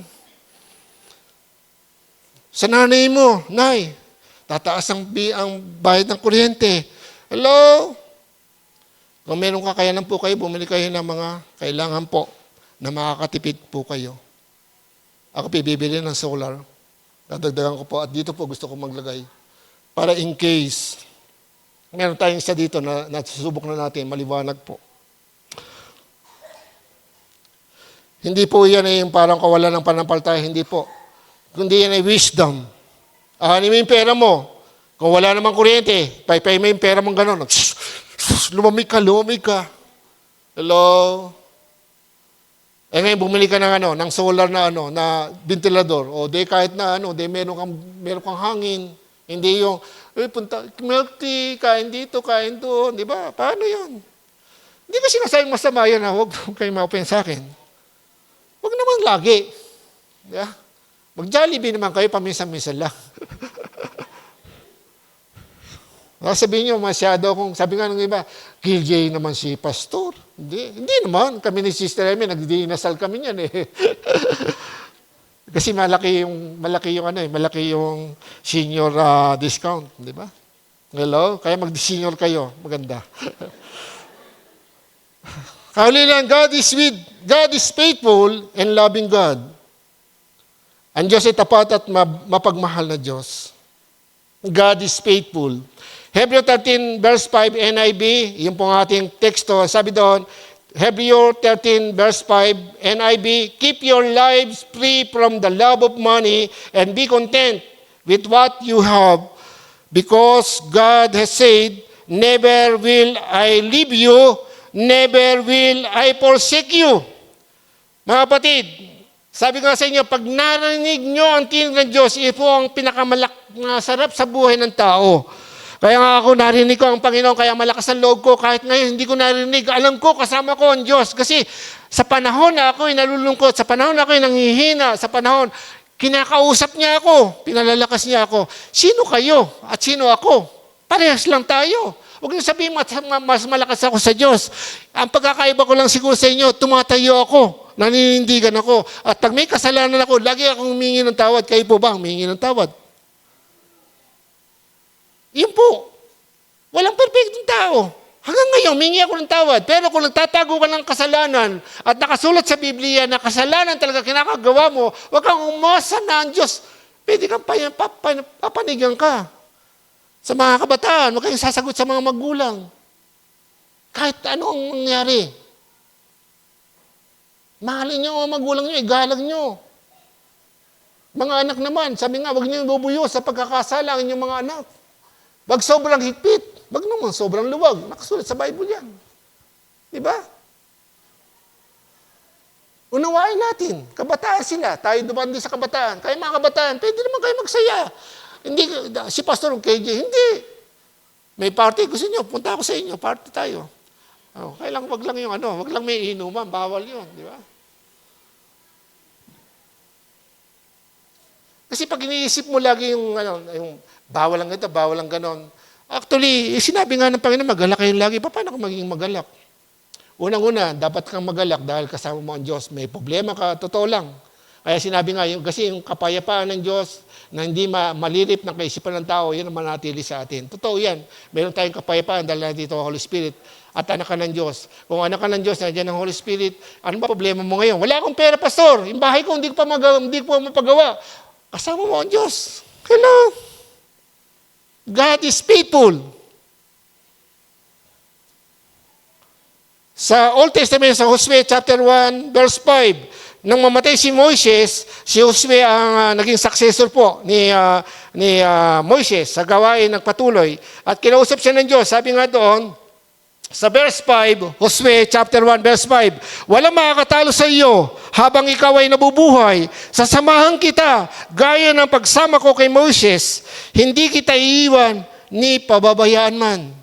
Kaya nga yung sumulat po ng Hebreo, hindi po kasi tiyak kung sino sumulat ng Hebreo, kaya ang sinasabi ng Hebreo ay yun ang kinukuot nila. Yung sinabi doon, ang Diyos ay hindi nagbabago, katulad ng sinabi kay Josue, hindi kita iiwan, ipabayaan man. Mga kapatid, napakahalaga po. Yung Diyos ng Old Testament ay Diyos din ng New Testament. Hello? Nagpakahayag ang Diyos sa pamagitan ng tatlong persona. Kaya nga si Jesus Christ, sabi nga sa John chapter 16, kung babasahin po niya, hindi po napalito ang Holy Spirit, hindi sa ganang kanyang sarili. Ipapahayag niya, pagdating ng Holy Spirit, papahayag niya yung mga bagay na sasabihin ko, sabihin ni Jesus Christ. At ang pinapahayag niya yung galing sa Ama. Kaya nga yung tatlong persona ay maliwanag na kumikilos po yan. Isa lang ang Diyos, isa ang pagka-Diyos. Pero mayroong Diyos, God the Father, God the Son, and God the Holy Spirit. At yung Holy Spirit po, ang napapatunay na nasa atin ng Panginoon, yun nga po nasa atin ngayon. At wala siyang ginagawa, at walang sinasabi na hindi sinasabi ni Jesus Christ ng Ama. Hello? At si Jesus Christ narito, wala siyang ginagawa sa kanyang sarili, kundi kung ano yung pinagagawa ng Ama. Hello? Meron silang fellowship. Meron silang pagkakaisa bilang Diyos. Hello? Mystery yan ng Diyos. Pero kung yun ay tatanungin niyo ako na mabuti, mahabang diskusyon yan. Kasi ang Diyos ay hindi po natin kaya paliwanag. Kung ano nakasulat sa Bible, huwag mo na hanapin kung ang Diyos ba ay ano. May balbas ba siya o ano? Hello? Huwag yan ang pagtunan ng pansin. Pagtunan ng pansin mo ang sarili mo. Namumuhay ka ba bilang alagad ng Diyos? Namumuhay ka ba ng malinis? O hindi? Namumuhay ka ba ng totoo o pakunwari? Sabi ni Josue, kay Josue, kaya magpakatapang ka. Yun po yung sunod niya, magpakatapang ka. Lakasan mo loob mo, hindi kita iwan, pabayaan man. Nasamahan kita, katulad ni Moises. Amen? Kaya si Josue, hanggang sa tumanda, kasama niya ang Diyos. Nagkaroon ng kapayapaan ng panahon niya. Hello? Dahil kasama niya ang Diyos. Ngayon, kasama mo ang Diyos, wala kang kapayapaan. Kaya wala kang kapayapaan. Ito po, note nyo, baka marami kang kasalanan. Saan? Sa Holy Spirit. Hello? Anong kasalanan sa Holy Spirit? Hello? Ang Holy Spirit laging nakikipag-ugnayan sa Ama, sa Diyos. Hindi tayo nakipag-pray. Paano tayo nakikipag-ugnayan sa Diyos? Ang Holy Spirit, binabantayan niya ang salita ng Diyos. Hindi mo binabasa ang salita ng Diyos, nagkakasala ka sa Holy Spirit. Hello? Ang Holy Spirit may relasyon sa Ama, kay Jesus Christ. Irelasyon mo kay Jesus Christ, pinabayaan mo. Hindi ka makausap ng Panginoon. Puro ikaw. Pagkaraan ng samba, may pupuntahan ako. Hindi ako maniniwala kay pastor na yan. Kahit maputi ang buhok niya, hindi ko na siya paniniwalahan. Hello? Paniniwalaan ko sarili ko, masarap yata yun. Maranasan ko, curiosity. Yun po yung gusto ng mga kabataan. Kasi nung kabataan ako, ang tanong ko, ano lasa ng alak? Ano lasa ng marijuana? Ano lasa ng ganito? Sinubukan ko. Hello? Nasa Manila ako, yung Corex. Sinubukan ko. Kasi ganyan ang kabataan. Buti na lang, naborn again ako. Kasi marami kong gustong maranasan. Marami kong tanong. Nakikita ko kasi, paano yung may baril? Paano yung, di ba? Kaya yung iba ngayon, di ba? Kaya ngayon, laro na laro, di ba? Tapos nalagay ngayon, di ba? Sa, ewan ko, alam niyo yung nabalita. Merong may impluwensya ngayon na mga kabataan yung impluwensya na maging terrorist dahil sa mga laro. Yung mga patayan sa nakokontrol na iba raw po ang ugali ng mga bata. Hello? Aware po ba kayo doon? Mga kabataan? Yung pinanonood natin, na-epektuhan tayo. Kung yan yung sexual immorality, hindi mo makikita. Nagiging alipin ka na po niyan. Gusto mo yung ganito, gusto mo yung ganito. Crush ko ito, gusto mo ganito. Puro ganun lang po. Nawawala ka na doon sa spiritual. Kung saan ka nakatuon ang isip mo, naaalipin ka po niyan. Itinuro ni Brother Jojo, di ba dito? Kung ano yung naaalipin po tayo niyan. Kung ano yung kasalanan ginagawa mo, naaalipin ka niyan. Kaya yung kasalanan niya, isuko mo kay Lord, makakalaya ka. Dahil nakasama mo ang Panginoon eh. Pero hanggang di mo sinusuko yan, kahit nandiyan si Lord, hindi ka makakalaya. Banda, mana pa yung sinasabi sa Episode chapter 4, verse 30. Sabi nga, huwag niyong bigyan ng kapighatian, kalungkutan ng Holy Spirit. Sapagkat ito ang tatak ng pagkatubos nyo pagdating ng panahon o ng paghuhukom. Hello? Alam niyo kung minsan po, nag-isa ako, naiyak ako sa sarili ko. Sabi ko, Lord, sana. Pero hindi ko po sinasabi ako, kundi sana lahat po kami. Lahat ng church, magising po, lalo sa panahon ito, kasi ang dami nangangailangan. Alam niyo, yung magagawa ko sa 10, baka po kayo sa 20, baka meron sa 5. Sayang, di ba? Kasi ang inuna natin, sarili natin. May pamilya tayo. Di ba? May pamilya tayo ngayon. Di ba? Hindi po inaalis ng Panginoon ang pagmamahal sa pamilya. Ang inaalis lang ng Panginoon yung mga ganito. Ang umibig sa ama, sa anak, sa asawa, o sa ano paman, sabi nga, nahigit sa akin, ay hindi ka dapat sa akin. Hindi po sinasabing ganito. Halimbawa, may lakad po yung, sabi na, naayos ka nang sumamba dahil samahan mo ako, may pupuntahan ako, pwede naman samahan mo mamayang gabi. O bukas, pinili mo ngayon sumamba, yun po yun. Bahalin mo ang Diyos na higit sa anak mo. Hindi yung konting ano lang ng anak, pwede naman pala na, di ba, pinagbibigyan ka agad. So, hindi ko po kayo tinutusan. Pero isa pong halimbawa yan. Ipagpapalit natin ang pag-ibig natin sa mahal sa buhay kaysa pag-ibig sa Diyos. Ngayon, nakadinig kayo ng ganito. Pag-uwi mo sa bahay, di ba, may dala ka na ngayon. Papapanalangin mo ngayon, Lord, kaawan mo ang mga anak ko. Di ba? Natutuhan mo ngayon eh. Pero kung di ka mating ngayon, ano na dinig mo? Ano natutuhan mo? Ano gagawin sa atin ng Holy Spirit? Kasi ang Holy Spirit, sa John chapter 14, verse 26, pagdating ng patnubay, ang ipinangakong banal na Espiritu, siya magtuturo sa atin ng lahat ng bagay at magpapaalala ng mga bagay na sinabi ko sa inyo, sabi ng Jesus Christ. Kaya nga mabuhay tayo sa Holy Spirit. Natandaan po niya sinabi ka nung nakaraan, sabi nga, kaya nga wag nating paglaanan Wag nating bigyan pagpapahalaga ang laman. Yung sarap, yung gusto ko, hindi yung gusto ng Panginoon. At hindi tayo makatulong ngayon sa pangangailangan ng ating pamilya kasi nakatutok tayo sa pansarili. Kaya mga kabataan, damahin po natin ngayon ang hirap. Ang hirap po ngayon talaga. Dahil sa tataas po ang gasolina. Hindi po bababa, tataas pa uli. 100 plus na po ngayon ang diesel. Tataas po ng 100 plus ang gasolina. Ano po mangyayari sa atin? Kaya nga po, maging wise po tayo, maging mabuti tayong anak, mabuti tayong mananampalataya, may wisdom. Huwag tayong gawa na hindi naman taga-kailangan. Amen? Huwag tayong gasta ng walang hindi kailangan. At kung maaari, magtanim po tayo. Pastor, ang dami mo namang sinasabi, kaya nga gusto ko tulungan ng mga tigabalagtas eh. Alam nyo, kasi kahit paano may tanim kami. Ay, may alokbati kami. Pag kailangan, sardinas lang, kuha ka na alokbati, may gulay ka na, di ba? Magsigang ka, lagay mo alokbati, hindi maalokbati ka na.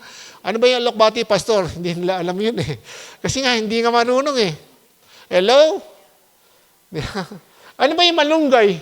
Yung malunggay ba yung gumagapang? Ngayon, malunggay, hindi nyo alam. Hello? Puno po yun. Pag tinanim mo sa paso, pwede yun. Okay? Pwede yung tumubo yan sa paso lang. Hello? So, kailangan ng wisdom. Hindi ko po kayo tinatakot, kundi manapa. Kung gusto niyo maraming matutuhan, kasi po yun ang tuturo natin sa balagtas. Bibili tayo ng patutulong ako sa kapatid, bibili tayo ng yung compost, ano ba tawag doon, yung lupa, di ba? Yung patabang lupa. Yan. Mamuhunan tayo. Gusto ko po talaga tulungan sila. Kasi pagka nagkaroon ng ganda, may commercial pa eh. 2 punong talong lang pag nangunguna yan. Hindi ka nabibili ng talong. Itlog na lang kailangan mo, di ba? Okay, kung mayroong kang manok, bumili ka ng manok, di na. Araw-araw may itlog kasi dati kami mayroong manok eh. Ba't ba napunta tayo doon? Okay. Okay. Kaya napakahalaga po mga kapatid, tayo po lahat ay pumanuto sa harapan ng Diyos. At bandang huli, napakahalaga po ito. Okay. God is faithful and loving God. So, yun nga po yung bandang huli. Kaya nga po sabi dito sa Isaiah 41 verse 10, ito pa rin. Verses na lang babasahin ko. Huwag kang mangamba. Ito yung pangako sa Israel. Ito yung larawan ng Diyos natin. Ito yung karakter ng Diyos natin. Ito yung Diyos natin. Okay, God is faithful and loving God. Huwag kang mangamba sapagkat kasama mo ako. Huwag kang malungkot sapagkat ako ang iyong Diyos. Palalakasin kita at tutulungan, aalalayan kita sa pamamagitan ng kamay kong nagliligtas. Amen. Yung po ay sa salita ng Diyos, translation. Bilang 23, tandaan po nyo, sa isip po nyo ito. Bilang, Numbers 23:19, ang Diyos ay hindi sinungaling tulad ng tao. Anumang sabihin niya ay kanyang gagawin. Kung mangako man siya, ito'y kanyang tutuparin. Pag sinumpa ng Diyos ang isang bagay, totoo po yan, nakasulat sa Biblia. Pagpapagkapalain niya ang ganitong bagay, i-bless talaga niya yan. Kasi hindi siya sinungaling. Kung ano yung sinabi niya, nakasulat sa Bible, nangyayari yan. Kaya yung nangyayari ngayon, nakasulat yan sa Bible. Digmaan, mangyayari yan. Pasimula pa lang yan ng paghihirap. Basahin po nyo, Lucas 21. Matthew 24, tanda ng huling panahon. Pero hindi po ako propeta. Ang masasabi ko lang, mag-prepare po tayo. Maging handa tayo sa pagharap sa problema. Hindi natin pwedeng sabihin, ayoko ng problema ngayon. Hindi, paano nandyan ha? Ano gagawin mo? Kundi maghanda ka at lagi kang manalangin at magtiwala sa Diyos. 1 Corinto chapter 10, verse 3-4. Si Jesus Christ, sinabi sa Old Testament, nung labas po sa Ehipto ang mga Israelita, nakasulat po yan sa Exodus. Ang sabi po doon, nung sila ay dumaan sa dagat na pula, at tuyo ang kanilang dinaanan at sila po ay nakarating po doon sa kabilang ibayo. At sabi nga dito, kumain sila, verse 3, kumain sila lahat ng pagkain ibinigay ng Diyos. At verse 4, at uminom din silang lahat ng inuming ibinigay niya dahil uminom sila sa tubig na pinaagos ng Diyos mula sa bato. Ang batong iyon na sumama sa kanila ay walang iba kundi si Kristo. Hello, nakasulat siya sa New Testament. Noong panahon ng Israelita, yung bato po, hinampas, tapos nagkaroon ng tubig, bumukal ang tubig. At ang sabi noon sa New Testament, ang tubig na yun na sumusubaybay sa kanila, ang batong iyon ay si Kristo. Hello? Kaya si Kristo, hindi lamang siya yung ang ating Panginoong Jesucristo o napangalala ng Jesus nung panahon ng pinanak siya ni Jesus Christ. Ni Jesus Christ, ni Maria. Sa New Testament. Pero sa Old Testament, sinabi dito ni Apostol Pablo, nang ilabas sa Egypto, ang Israelita, dumaan sila sa dagat na pula, di ba?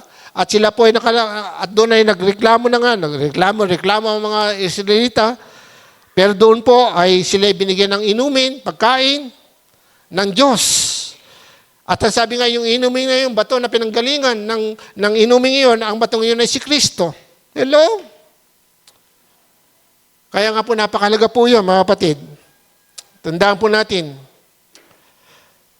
yun po ang ating pong panghawakan sa ating buhay. Si Jesus Christ na ating sinampalatayan at tinanggap ngayon na hindi yan Diyos ng New Testament, kundi siya Diyos sa simula pa lamang. Pinakilala siya ng John chapter 1, verse 1. Nang sa pasimuli, naroon na ang berbo at ang berbo ay kasama ng Diyos. At ang berbo ay Diyos o salita ay Diyos. Hello? Doon sa kabila, sa susunod na verse, hanggang sa 3, sabi nga, walang nalalang na hindi sa pamamagitan niya. Lahat ng nilalang sa pamamagitan niya. Alin ang nilalang? Langit at lupa. Nandun na siya. At sa verse 14, ng John chapter 1, verse 14, at nagkatawan-tao ang salita ng Diyos. Nagkatawan-tao ang salita. At nakita namin ang kanyang kaluwalhatian. So, pinatutuhanan po yan ni Apostol Juan. Naging salita, naging tao ang salita. At yun na si Jesus Christ. Kaya napakalaga po, mga kapatid. Kaya ito po yung panghawakan natin ngayon.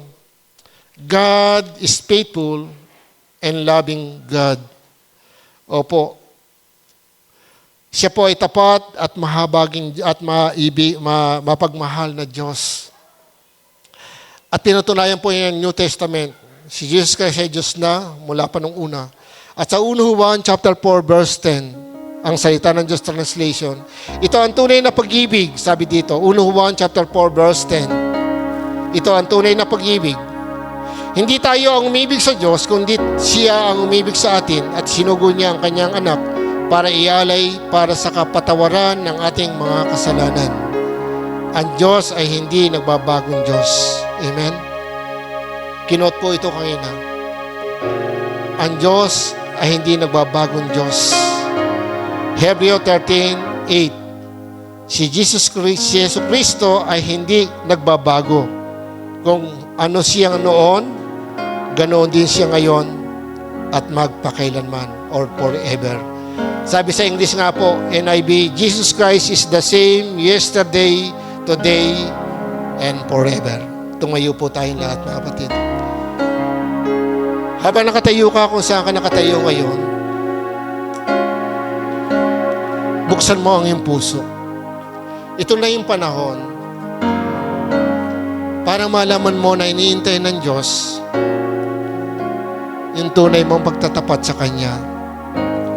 Merong sinasabi ang Diyos, maaaring kinakausap ka niya, hindi mo lang siya naiintindihan pa. At hindi mo pa siya narinig dahil busy ka. May pinagagawa sa iyo kasi marami tayong kaloob. Hindi ko sinasabing ang kaloob ay maging pastor. Diyos lang nakakaalam yan. Pero ang alam ko lang, lahat ng alagad ng Diyos ay inutusan. Humayo kayo ay pahayag at gawin yung alagad ko ang lahat ng bansa. Paano mo magiging alagad? Yung magiging bunga mo kung hindi mo alam paano maging alagad. At ikaw mismo, hindi pa kumikilos bilang alagad. God is always there. Naghihintay lang siya. Totoo, nandyan yan sa puso mo. Hindi kanya pinipilit. Dahil ang gusto niya, yung tunay na pag-ibig. Dahil ang pinadaman niya ang pag-ibig sa iyo ay tunay, hindi nagbabago. Kaya ang gusto niyang pagsunod natin sa Kanya, merong pag-ibig, hindi napipilitan lamang, hindi itinulak ng tao, hindi itinulak ng pastor. Narito ka ba dahil sa akin? Umuwi ka na, hindi kaya makarapat dapat sa harapan ng Diyos. Pero kung magsisisi ka, manatili ka sa Panginoon. Kapatid, hindi Kanya iiwanan, hindi Kanya pababayaan, lalo sa panahong ito. Pero hanggang hindi ka nag-aalis ng iyong kasalanan, iyan ang naging dahilan. Kahit ang dalangin mo, hindi niya maririnig. Isaiah 51 verse 2. Hindi kita tinatakot. Pero maniwala kayo sa amin. Naranasan ko. Pero yung naranasan ko, hindi maranasan. Iba-iba tayo. Mararanasan mong buhay ang Diyos. Manapa. Na pwede kang kausapin sa lahat ng bagay. Hindi ko sinasabing maging problema mo yung problema ko. Lahat tayo may dalahin sa buhay. Isa lang ang kailangan natin, si Jesus Christ. God is there. Jesus Christ, sabi nga, unchangeable, unshakable, unstoppable. Totoo po. Siya hindi nagbabagong Diyos, hindi siya natitinag, hindi siya tumitigil. Akala mo lang hindi tumitigil dahil hindi kanya pinapalo dahil sa ginagawa mo. Hindi po ganon. Naghihintay lang siya kung kailan ka. At pag dumating ang panahon na kailangang paluin ka na, eto na yon. Darating sa iyo. Ganyan po ang naranasan ko. Hindi naman kaagad nagagalit ang Diyos. Nakasulat yan sa Biblia. Mabagal siyang magalit. Hindi kaagad nagpaparusa. Pero nagpaparusa. Hello? Gumising ka, kapatid. Isa lang ang kailangan natin gawin. Lumapit tayo sa Diyos. At habang nakatayo ka, sipo. Purihin natin ang Diyos at tayo manalangin. Ilapit natin ang ating sarili. Kung nangangailangan ka ng maraming miracle sa buhay mo, pagkapala sa buhay mo, sa pamilya mo, sa sarili mo, sa bayan mo, siyempre magsimula ka muna sa sarili mo.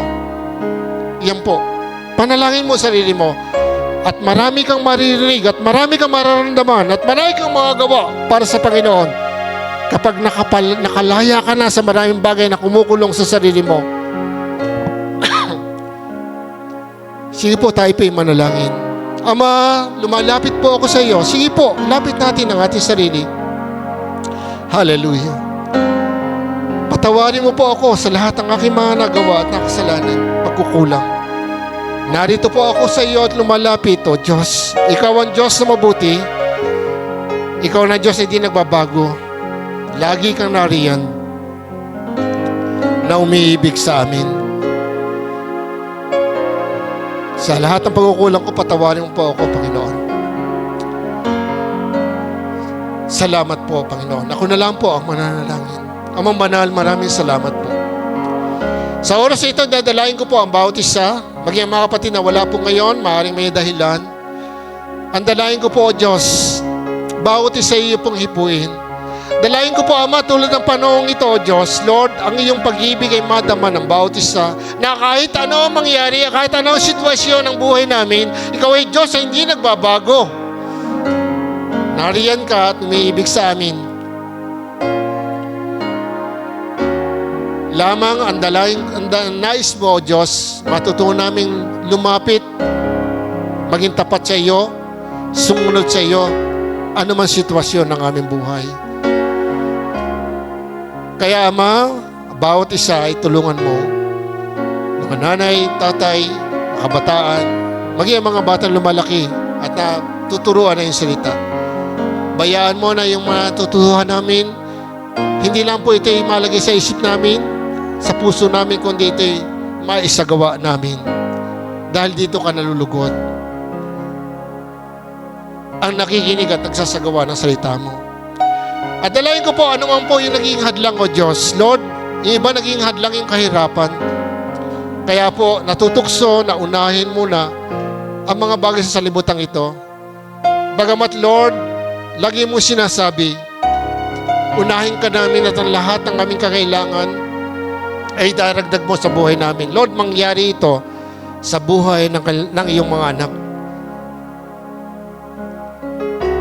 Na mga bagay na kailangan po namin ibibigay mo. Lord, yung mga pamilya na nangangailangan ng sariling bahay at lupa, Panginoon, parang napakahirap at imposible, pero Lord, ikaw ang nagsabi, walang imposible sa iyo. Ikaw ang gumawa sa lahat ng tao. Magagawa mo ang lahat ng bagay.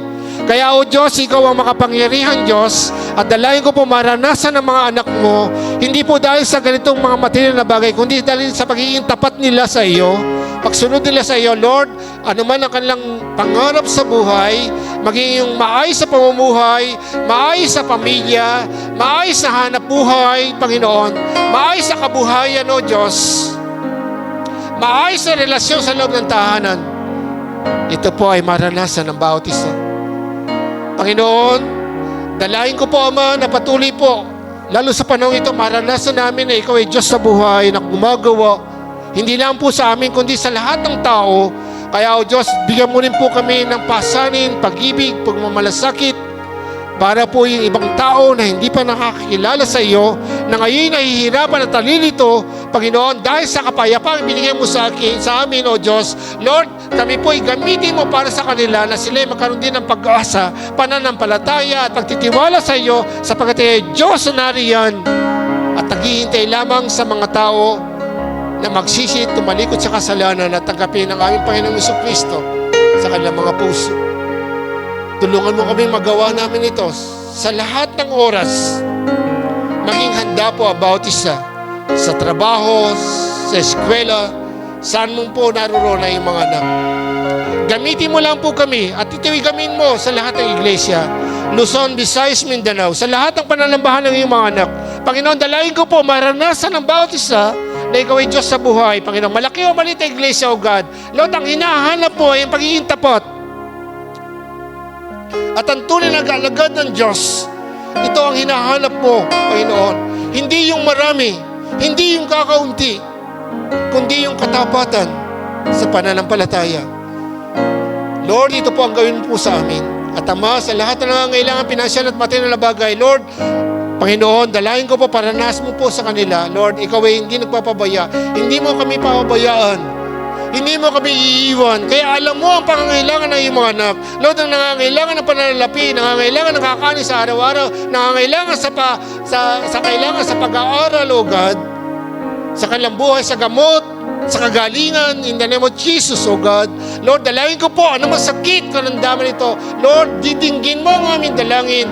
Lord, ikaw ang dakilang magagamot, sabi mo, at walang imposible sa iyo. Kaya Lord, lahat ng may karamdaman, physical man, maging emotional man, maging spiritual man na sakit, yung panghihina, takot, paghalingin mo po kami in the name of Jesus, O God, sa pangalan namin Panginoong Jesus, O God, at maranasan ng bawat isa ang tunay na kapayapaan. Lord, maraming salamat. At sa araw na ito, pinupuri ka po namin ito. Salamat sa iyong mga ginawa sa amin. At sa araw na ito, Lord, sa iyong kamay ko pinagkakatiwala ang bawat isa. Lahat po kami, Panginoon, ay iingatan mo kahit po sa ganitong sitwasyon ng aming buhay. Purihin ka po sa araw na ito. Purihin na yung dakilang pangalan. Sa pangalan po ng aming Panginoong Jesus. Amen and amen. God bless you.